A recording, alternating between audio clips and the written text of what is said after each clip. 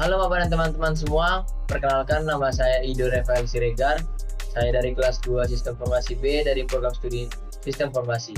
Jadi pada kesempatan kali ini, yaitu pada pertemuan ke-7, saya akan melakukan penerapan partial view dan implementasi CRUD user dengan autentifikasi login berbasis hash password di Laravel. Jadi kita akan melakukan beberapa hal. Untuk yang pertama itu, nanti saya akan menunjukkan bagaimana penerapan partial view pada project saya yang saya atau template yang saya gunakan, di mana project ini kita akan pisahkan dalam sebuah file mana bagian-bagian dari view yang sifatnya berulang. Kemudian yang kedua itu nanti kita akan saya jelaskan bagaimana proses CRUD untuk user lengkap dengan penerapan partial view-nya yang sudah dijelaskan sebelumnya. Kemudian penggunaan hashmake, kemudian validation, redirect, error, dan sukses, dan juga repopulate from. Kemudian selanjutnya itu yang ketiga, nanti kita halaman loginnya bisa masukin email sama password. Kemudian nanti di controllernya bisa cek email yang dimasukkan sama atau tidak. Kemudian ada logika kalau passwordnya sama, nanti akan diarahkan ke halaman yang namanya jika email dan passwordnya sama akan diarahkan ke sebuah halaman dashboard. Kemudian jika tidak, maka dikembalikan ke halaman login beserta dengan info error. Oke, langsung saja kita bahas dulu untuk teorinya, yaitu untuk partial view. Jadi partial view itu adalah potongan tampilan atau view yang digunakan kembali di beberapa halaman untuk menghindari pengulangan kode. Jadi tujuannya kita membuat sebuah halaman tanpa perlu harus membuat seperti navbar. Navbar yang kita tahu itu sama di semua halaman. Jadi kita tidak perlu membuat codingan navbar ini di semua halaman yang ada agar tidak memperpanjang baris dari sebuah halaman dan juga tidak meminimalisir human error.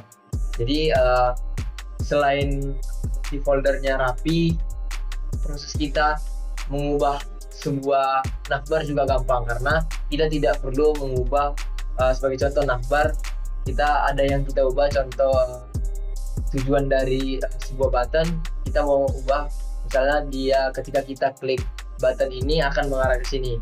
Nah, jadi ketika kita ubah, kita tidak perlu mengubah semua button-button di setiap navbar-navbar yang ada. Jadi solusi menggunakan partial view adalah solusi yang paling tepat. Jadi nanti kita cuma ganti satu file aja, maka nanti akan berlaku ke semua halaman-halaman yang menggunakan si navbar kita. Kemudian ada hashmake, di mana hashmake ini itu bawaan dari Laravel yang digunakan untuk menginskripsi password. Jadi apabila kita memasukkan password di sebuah inputan, nanti hasilnya itu akan di enkripsi atau dibuat menjadi kode-kode yang beberapa kode yang tidak bisa kita baca. Jadi nanti dia akan menyimpan kode-kode tersebut di database. Jadi apa password yang kita masukkan tidak langsung itu yang masuk di database-nya, atau tidak langsung misalnya saya buat password masuk 123, maka nanti di enkripsi dulu, baru nanti hasil dari enkripsinya itu dimasukkan ke database. Kemudian yang ketiga itu ada hashcheck. Jadi hashcheck ini yaitu untuk autentifikasi Laravel untuk menjaga keamanan password. Mungkin segini teorinya, langsung saja kita masuk ke penerapan partial view. Oke, untuk hal yang pertama kita bahas partial view terlebih dahulu. Jadi partial view itu adalah kita membagi atau membuat sebuah file baru yang dimana isi dari file-file ini atau bagian-bagian ini itu isi dari sebuah kode program yang dilakukan secara berulang di setiap halaman atau page yang ada. Jadi kita minimalisir panjang kode program itu menggunakan si partial view ini. Seperti contoh, di halaman ini kita bisa lihat bahwasannya di halaman project, di halaman about, kemudian di halaman login, semua ada pemanggilan navbar dan footer, yang dimana kita tidak mungkin memasukkan semua kode program dari navbar ini di semua halaman. Yang dimana ketika kita membuat semua kode navbar ini di semua halaman, maka itu akan mempersulit kita. Jadi untuk mempermudah itu, kita masuk ke sisi backendnya dulu. Jadi di partial view itu seperti tujuannya tadi, kita membagi-bagi menjadi beberapa file, yang dimana filenya itu nanti akan kita gunakan di pada saat pembuatan sebuah halaman atau page. Jadi teman-teman, kita sudah cek tadi mana kode program yang bersifat berulang seperti navbar, kemudian ada footer, kemudian ada CSS, kemudian ada JavaScript dan yang lain-lain. Jadi semua panjang kode program dari semua view itu saya pindahkan yang berulang-ulang seperti navbar. Saya satukan menjadi satu file, yaitu navbar.blade.php. Saya satukan di sini, yang dimana apabila saya mengubah saja di sini, seperti misalnya saya ubah di sini beranda,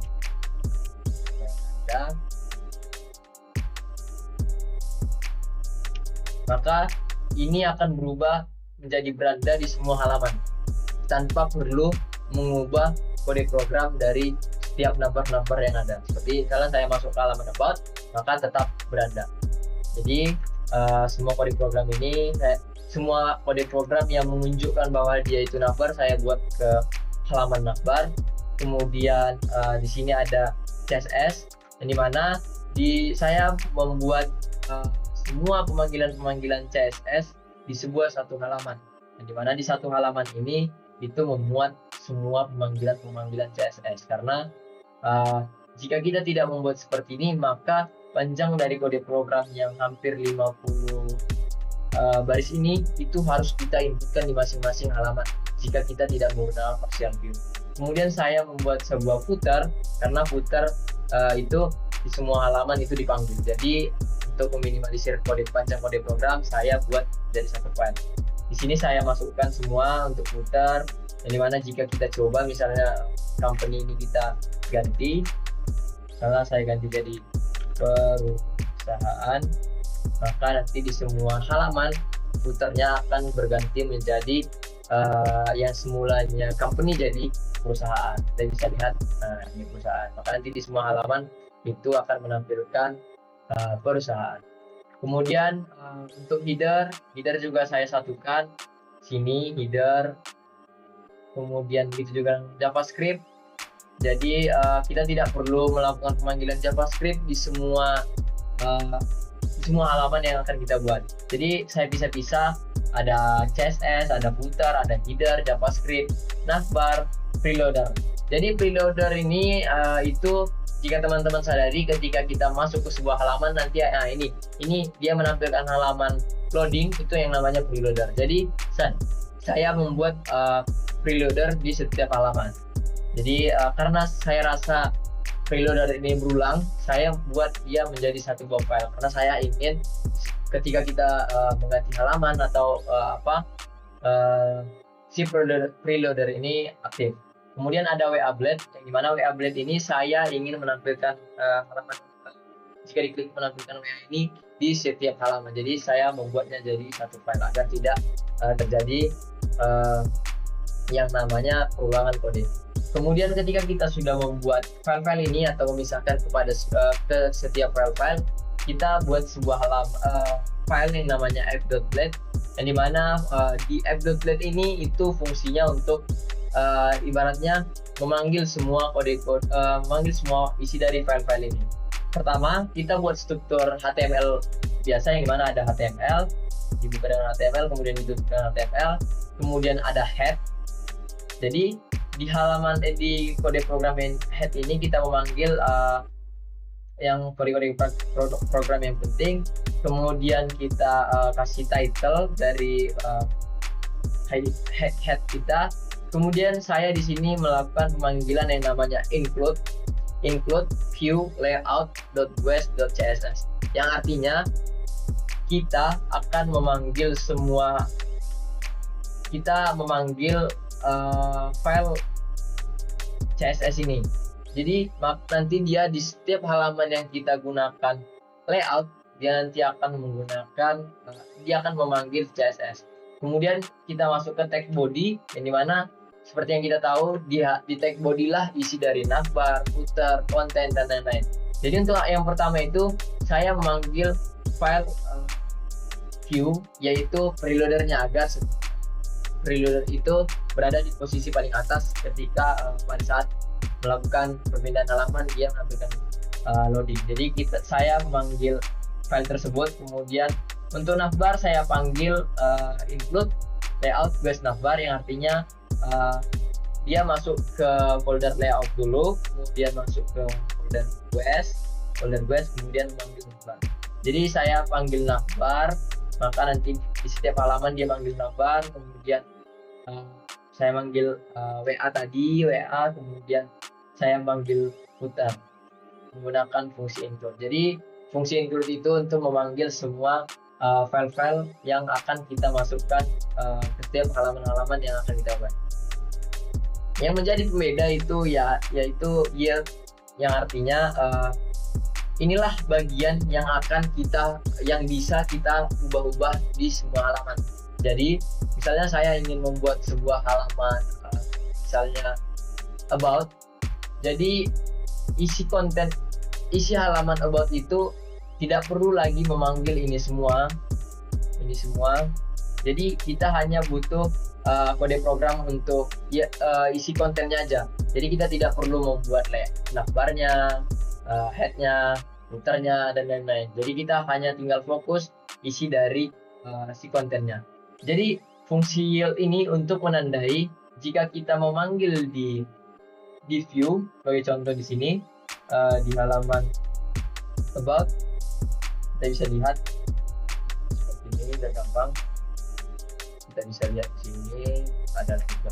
Jadi ketika kita membuat add yield, kemudian kita buat konten, maka nanti di halaman view yang mau kita buat itu kita manggil section dari si kontennya. Jadi kita akan memasukkan semua kode program ini itu ke dalam isi ini. Jadi kalau bisa dibilang kode ini di copy, dimasukin di sini. Jadi kurang lebih seperti itu. Jadi kita back kembali dulu. Oke, jadi itu untuk penggunaan app.blade.php. Jadi untuk penggunaan ketika kita menggunakan fungsi dari partial view ini, kita tinggal memanggil add extend layout guest.app. Jadi nanti dia memanggil view layout, kemudian masuk ke guest, kemudian masuk ke app. Dia nanti memanggil file yang ini, file yang app ini. Nanti dia masukkan untuk CSS-nya, masukkan preloader-nya, navbar-nya, WA-nya, footer-nya, JavaScript-nya, dan lain-lain. Jadi ketika kita sudah memanggil atau sudah melakukan extend pada halaman app.blade.php itu, kita masuk panggil yang namanya section. Di section inilah yang akan kita isi dari halaman-halaman kita. Jadi ketika ini saya hapus, kita coba buka dulu.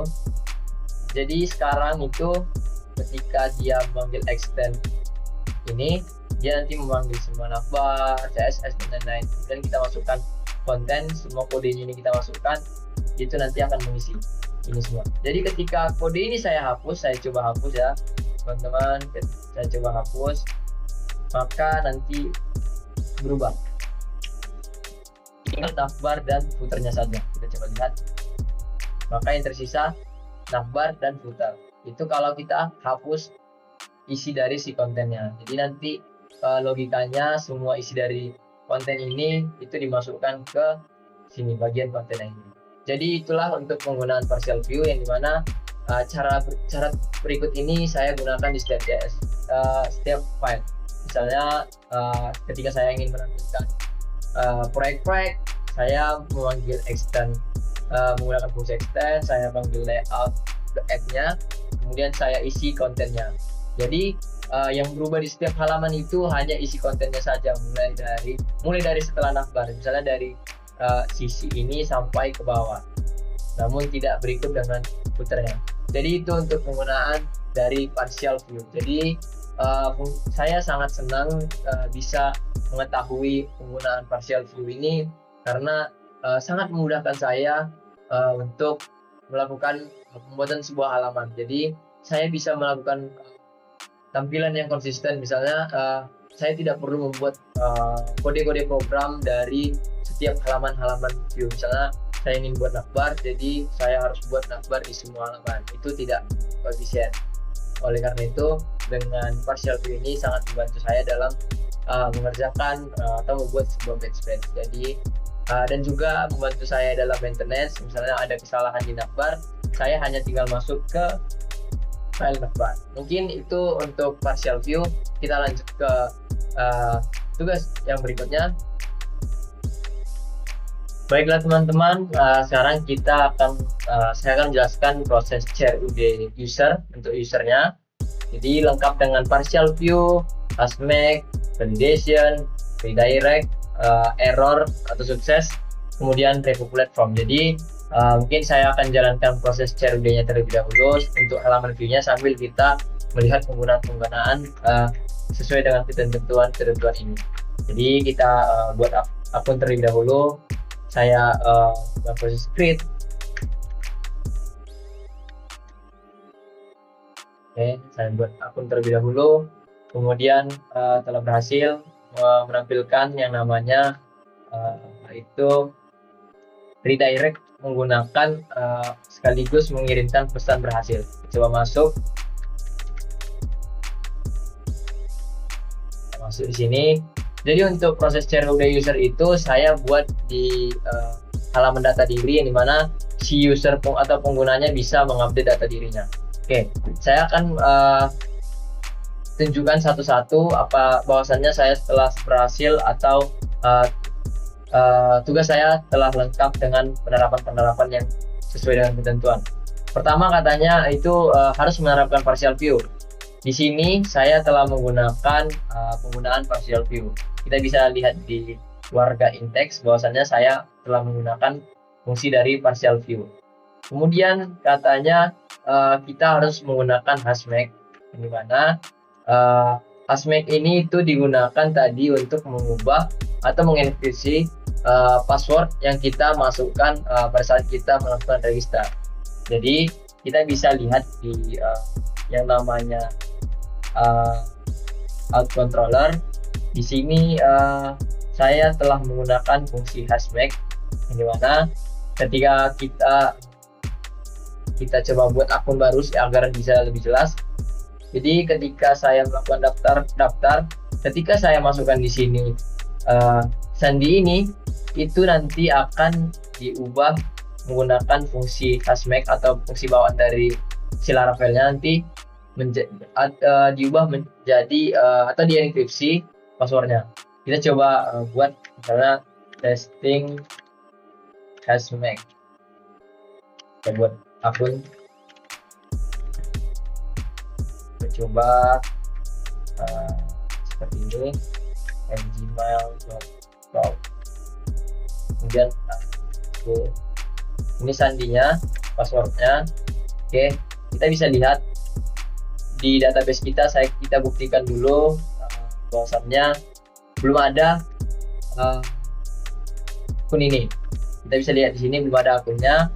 Kemudian sandi yang kita masukkan itu tadi itu ASD seperti ini. Kita cek ya, kita masukkan kita daftar, maka tidak sesuai. Kita coba ulang, ASD. Coba. Ini tidak sesuai karena ada validation. Coba masukkan ulang. Jadi sandinya ini kita daftar, maka berhasil. Kita lihat di database kita coba refresh 5, maka untuk akun tersebut telah terdaftar, yang dimana di database passwordnya itu value-nya ini, padahal tadi kita masuk menggunakan ASDFG 123. Jadi itu untuk fungsi dari hasMake ini, yaitu untuk melakukan proses enkripsi. Kemudian selanjutnya itu katanya ada validation. Mungkin untuk validation ini agar lebih jelas kita masuk ke warga saja. Pada saat warga melakukan update data dirinya. Oke. Jadi proses CRUD usernya terlebih dahulu, coba masuk salah, maka saya masuk ke halaman dashboard harusnya. Oke. Jadi masuk ke halaman data diri. Oke, sekarang kita akan melakukan proses CRUD. Kita masuk ke isi data diri. Kemudian di sini ini adalah form yang isinya itu untuk kita melakukan proses update data diri. Jadi teman-teman, untuk isi data diri ini adalah penggunaan dua tabel, mana penggunaan dua tabelnya itu adalah penggunaan antara user dan warga. Dimana ketika kita mendaftarkan akun di pertama, maka dia akan simpan di tabel user. Kemudian ketika si usernya mengupdatekan data diri, itu akan disimpan di tabel warga, yang dimana tabel warga ini mengambil primary key dari si tabel user. Jadi teman-teman, kita masuk ke halaman isi data diri ini, kita coba isi. Jadi di halaman form ini saya telah menyelesaikan dua ketentuan, yang dimana hampir semua ketentuan bisa dibilang, yaitu saya sudah membuat validation. Validation itu ini saya sudah membuat validation bahwasannya email yang diinputkan itu harus bertipe email. Kemudian digit dari nomor KTP itu harus maksimal 14 digit atau maksimal 16 digit. Kemudian name require ini artinya inputan nama ini harus diisi. Kemudian ada redirect. Kita lihat di controller store ini ada fungsi yang namanya redirect, yang dimana redirectnya itu memanggil root index, kemudian dia mengirimkan yang namanya error dan sukses, yang dimana kita melakukan redirect. Ketika sukses, dia maka akan menampilkan pesan data profil berhasil disimpan. Kemudian repopulate form saya buat di view-nya tentunya di halaman edit, di halaman create, dimana ini merupakan kita coba lihat value. Saya telah menggunakan fungsi repopulate form, dimana repopulate form ini ketika kita melakukan kesalahan kita tidak perlu melakukan penginputan ulang karena data yang kita masukkan di awal sudah disimpan. Oke, kita coba testing, maka nanti akan menjalankan semua mulai dari hashmake, validation, redirect, error, sukses, dan repopulate form. Kita coba sengaja melakukan kesalahan atau kita tidak memasukkan nomor telepon, maka harapannya nanti proses validation itu akan berjalan. Kita coba simpan, maka proses validation itu berjalan, yaitu kolom telepon harus diisi. Kita coba isi, kemudian kita simpan datanya. Kita lupa mengisi kolom jenis kelamin. Kita bisa lihat ketika kita melakukan kesalahan, kita tidak perlu menulis ulang nama lengkap, pekerjaan, agama, email, dan lainnya. Jadi itu adalah tugas dari si repopulate form. Kemudian kita simpan, maka kita telah berhasil melakukan redirect ke halaman login, ke halaman indeks dari profilnya beserta dengan pesan error dan sukses. Maka semua dari ketentuan-ketentuan ini sudah berhasil saya lakukan. Kemudian itu adalah proses read dan create. Ketika kita mengakses profil ini saja, kita telah berhasil melakukan proses yang namanya read atau membaca. Kemudian kita tadi sudah melakukan pembuatan data diri atau update data diri. Itu adalah create atau membuat sebuah data diri. Kemudian kita masuk ke yang namanya update. Kemudian kita masuk itu update itu ibaratnya seperti edit, yang dimana ketika kita melakukan edit ini kita bisa misalnya mengganti jenis kelamin, misalnya menjadi perempuan, maka nanti dia menyimpan data yang baru. Jenis kelaminnya sekarang perempuan. Itu untuk fungsi yang namanya update, yang dimana di controllernya kita bisa lihat untuk update itu ini ada juga validation, kemudian ada penggunaan redirect, ada penggunaan sukses. Ini profil berhasil diperbarui, kita bisa lihat di sini profil berhasil diperbarui. Kemudian terakhir itu adalah delete, mana create, update, dan delete. Yang terakhir itu delete. Jadi untuk proses delete itu kita bisa lihat di sini. Ini destroy, dia untuk menghapus akunnya. udah ada redirect juga dan pesan errornya dan juga pesan suksesnya. Jadi kita coba hapus atau lakukan proses delete. Kita coba hapus, maka dia akan menampilkan pesan warning. Kita coba oke, maka kita diarahkan ke halaman atau di redirect ke halaman dashboard. Maka kita telah berhasil melakukan proses CRUD user create, update, dan delete, dan telah menerapkan partial view, hasMake, validation, redirect, repo platform, kemudian mengirimkan pesan error dan sukses. Maka untuk tahap ini telah selesai. Lanjut kita ke tahap selanjutnya. Oke, selanjutnya kita diperintahkan untuk menghubungkan halaman login yang sudah kita buat dengan data user yang sudah tersedia. Jadi katanya kita diberikan ketentuan alurnya. Yang pertama itu yang kita inputkan itu harus email dan password. Kemudian kita cek dulu email yang dimasukkan sesuai dengan kesesuaiannya dengan database. Kemudian ada jika sama, maka cek password menggunakan hascheck. Jadi kita nanti diperintahkan untuk menggunakan fungsi bawaan Laravel yaitu hascheck. Kemudian selanjutnya itu jika email dan password telah sama, maka akan menampilkan di redirect ke halaman dashboard. Kemudian katanya untuk pada saat proses redirect ke halaman dashboard itu harus melakukan yang namanya view dari halaman dashboardnya itu harus partial view. Kemudian selanjutnya itu jika tidak, berarti email atau passwordnya jika salah, maka akan dikembalikan ke halaman login yang dimana akan menampilkan pesan error. Oke, sekarang kita fokus ke ini dulu, ke awalnya, yaitu kita coba masukkan email dan password terlebih dahulu. Jadi kita coba buat akun dulu, kita register dulu. Misalnya di sini saya buat rido24@gmail.com. Kemudian saya masukkan, sini email, sini nama Rido. Oke, saya masukkan namanya Rido, kemudian kata sandinya saya buat. Oke, saya daftar. Oke, sekarang kita passwordnya tidak sesuai, kita coba ulang. ASDFG123 ASDFG123. Coba daftar, maka kita di redirect ke halaman login. Oke, kita telah berhasil mendaftarkan akun kita. Sekarang kita coba cek, kita ikuti alur-alurnya satu. Pertama, halaman itu harus menerima email dan password. Kita lihat di halaman login, yang diminta dari user itu adalah email dan password. Kita coba cek di sisi backend-nya. Kita coba lihat di sini out di login. Yang diminta itu adalah email dan password. Kita cek di sini email dan password. Kita coba cek di sini value-nya itu email. Maka kita telah berhasil menjalankan alur yang pertama, yaitu email dan pastikan halaman login itu menerima email dan password. Berarti ini telah selesai. Kemudian katanya cek apakah email yang dimasukkan sama dengan email di data user.